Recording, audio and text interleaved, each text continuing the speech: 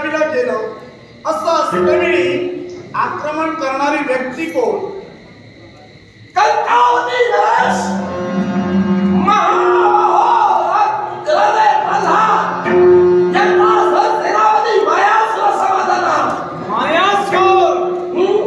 मला एक सांगा, तुम्ही जे मगाशी बोलून गेला सावधान, सावधान म्हणजे तुमचा सवयीचा गुणधर्म वाटतो. म्हणजे माझं काही चुकलं की काय? चुकलं म्हणून बोलतोय सावध मी तुम्हाला केलं हे माझा चुकलं, कारण आक्रमण हे शब्द तुमच्या मुखाने निघाले. हो माझा मीच बोललो, म्हणूनच मी म्हणतोय तुमचं चुकलंय. कसं काय चुकलं? कारण तुमच्या राजकर्त्यानं देव आणि दानवातील वैमनस्य, देव आणि दानवातील वैमनस्य हे जर का थांबविलं, मग आता तुम्ही आक्रमण का? म्हणजे याच्यापूर्वी देव दानवाचा जो संग्राम झाला बरोबर, आणि या संग्रामाला पूर्णविराम देण्यासाठी असुर श्रेष्ठ प्रल्हाद तत्पर झाले.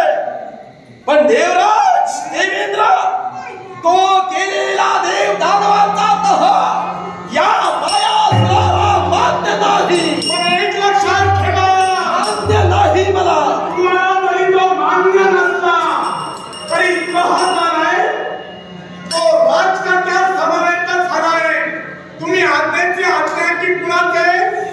राजा श्रेष्ठ प्रल्हाद. मग जर का प्रल्हादाचे राजकर्ते असाल, मग आता हा जो झालाय तो प्रल्हादाच्या इच्छेने झाला आहे.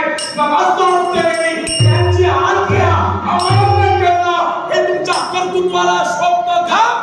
निव्वळ गैरसमज तुम्ही बोलत आहात. का म्हणून? मनाच्या ठिकाणी मला पादाक्षरी गैरसमज निर्माण झाला, म्हणून हे अशा प्रकारचं भाष्य तुमच्या मुखातून ऐकलं. आता तो गैरसमज काय? हे जे अवतीभोवती दिसणारा सैन्य आहे, हे असुरांचं सैन्य आहे. आणि हे सैन्य हे अर्जुन श्रेष्ठ प्रल्हादाच्या आज्ञेनं आक्रमण केलं नाही. या सैन्याला घेऊन या मायासुरानं तुम्हावर आक्रमणात केलेलं आहे. मग मायासूर मलाही तुला सांगावंच वाटतं. माझ्या आज्ञेनं ते आलेलं आहे. तुमच्या मतानं तर तुम्ही आला असाल, तुमच्या प्रतिष्ठेप्रमाणे आतापर्यंत झाला तो सामोपचार झालाय. आम्ही योग्यता जाणलो, ती प्रल्हादाची योग्यता जाणलो, आणि याच योग्यतेनुसार आपल्या दरबारात तुमचा इथं अपमान होण्यास जर का तुमच्या मनुष्यबद्दल वाटत असेल तर क्षणभर विचार करा, तुमची जागा तुम्ही ओळखा आणि इथून जरा चालते व्हा.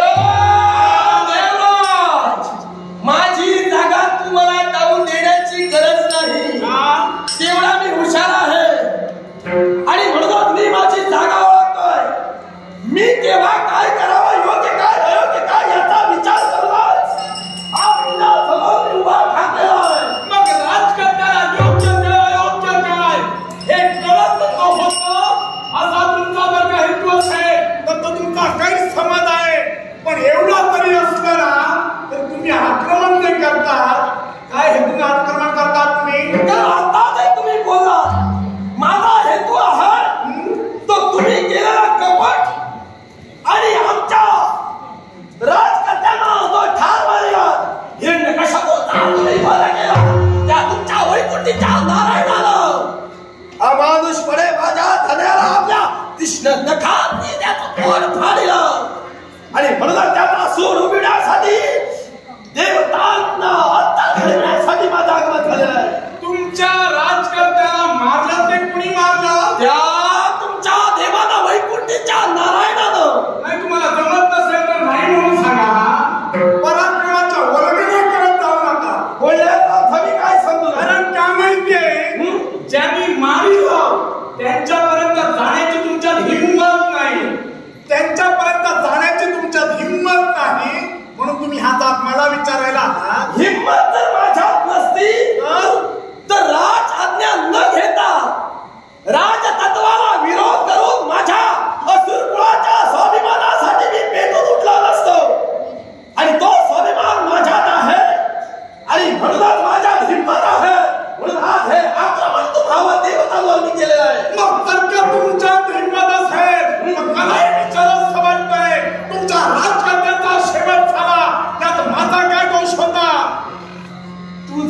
काय दोष म्हणून वर तोड करून मला विचारतोय? नाही जिथं अन्याय नाही तिथं अरे कोणाचे भीती आहे? देवराज, देवेंद्र, माझा काय दोष म्हणून विचारतोय? अरे तू आणि तुझ्या त्या वैकुंठीच्या नारायणानंच असुर कुळाचा सर्वनाश केला, सत्यानाश केला. आता तो सत्यानाश कसा केला? वैकुंठीचा नारायण तर तो जबाबदार आहेतच, पण त्याच्या बरोबर तुझं सुद्धा सहकार्य आहे. तू सुद्धा देवलाच नीच कृत्य केलेलं आहे. साऱ्या या सुधर्म सभेत देवतांचा देव म्हणून, अधिकारी व्यक्ती म्हणून या आसनावर तू विराजमान होतोयस आणि सारे जण तुला मानवंदना करत आहेत, कारण देवतांचा तू राजा आहेस. हे सारे जण तुला देवतांचा राजा म्हणजे तुला एक प्रकारचा कुणीतरी थोर समजतील. कोण? थोर. बरोबर आहे. आता मला समजलं तुझं. नाही, सारे बाई समजलं. तुला ना दुसरा मोठा करायला तुला तुझ्या मित्राला पावर सांगतो. एक दुसऱ्याचा मोठेपणा ना तुझ्या डोळ्यात मला छळायला दिसतोय. आता तू केलेलं मोठेपण काय आहे ते मी जरा स्पष्ट करतो, जरा गंभीर कर. तर हे जग तुम्हाला थोर म्हणतील, पण हा मायासूर म्हणेल तुम्ही थोर नसून तुम्ही तर देवराज चोर आहात. कारण ज्यावेळी युद्ध पेटलं, हिरण्यकश्यपू यांच्याशी ज्यावेळी युद्ध झालं तुमचं, त्यावेळी तुम्हावर माझ्या धन्यानं हिरण्यकश्यपूनं राजानं मात केली. तुमचा त्यांनी पराजय केला आणि या स्वर्गाच्या सिंहासनावर देवतांचा राजा म्हणून हे अधिष्ठान त्यांनी मिळविलं स्वतःच्या पराक्रमानं. तेच झाले आकाश, तेच झाले पृथ्वी, तेच झाले वायू, तेच झाले अग्नी, तेच झाले सूर्य आणि चंद्र. म्हणजे तुम्हा देवतांची सुद्धा माझ्या राजा हिरण्यकश्यपूंना गरज भासली नाही. सारं काही स्वतःच्या पराक्रमानं त्यांनी उभं केलं. आपणच सर्वस्व या साऱ्या साम्राज्याचा तो सावरला. आणि त्यावेळी तू ज्या युद्धातून पलायन केला देवराज, त्यावेळी सुराच्या भावनेनं तू मागे पावलं फिरवलीस. पण ज्यावेळी तुझी दृष्टी आमचे राजे हिरण्यकश्यपू यांच्या पत्नीवर म्हणजे महाराणी कयाधूवर पडली, त्यावेळी अरे मागचा पुढचा विचार न करता देवी कयाधूचा तू अपहरण केलंस. सांग, तुझ्या या वीर तत्वाला, तुझ्या या दैवी तत्वाला हे तुझं कृत्य शोभा दिलं का? वीर तत्वाबद्दल विचारतोस की दैवी तत्वाबद्दल? एकाबद्दल विचार. म्हणजे त्यावेळी होतास ते दैवी तत्व एकच घेऊन होतास की वीर म्हणून होतास? हे वीर तत्वानं रणमैदानातून पलायन केली होती हे तुला समजलं ना? मग मला एक सांग, आता विचारतोस ते वीर तत्वाचं विचारतोस की दैवी तत्वाचं? काय दैवी तत्वाचं विचारतोस की वीर तत्वाचं ते मला सांग. अरे मी दोन्ही बोलतोय, कोणी बोलतोय? मी एकच बोलत नाही, मी दोन्ही तुला म्हणावं. दैवी तत्वाला तुझं हे कृत्य शोभलं का आणि वीर तत्वाला शोभलं का? अरे एखाद्यावर मात करण्यासाठी, ज्याच्याकडून आपला पराजय झाला त्याच्यावर मात करण्यासाठी त्याच्या स्त्रीचा वापर करून घेणं हे तुला शोभलं का?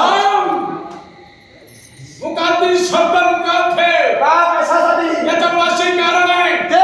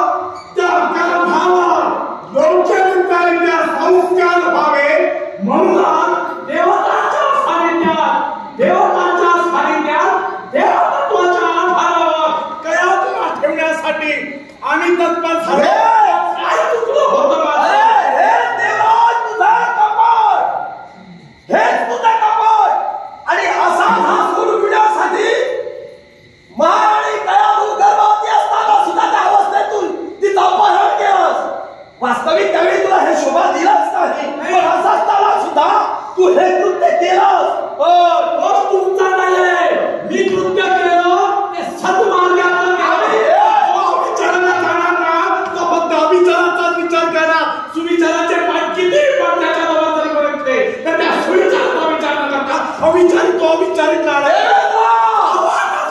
आमच्या असुरकुळात जो जन्माला येतो त्या जीवाला कोणत्या पद्धतीने संस्कार घडवावे हे आम्ही सर्वस्व आम्हाला माहित आहे. आम्ही समर्थ असतो. मग काय आमच्या असुरांचा ठेका घेतलेला होता. मला एक सांग, मग जर का तुम्ही तुमच्या असुरांचा ठेका घेतला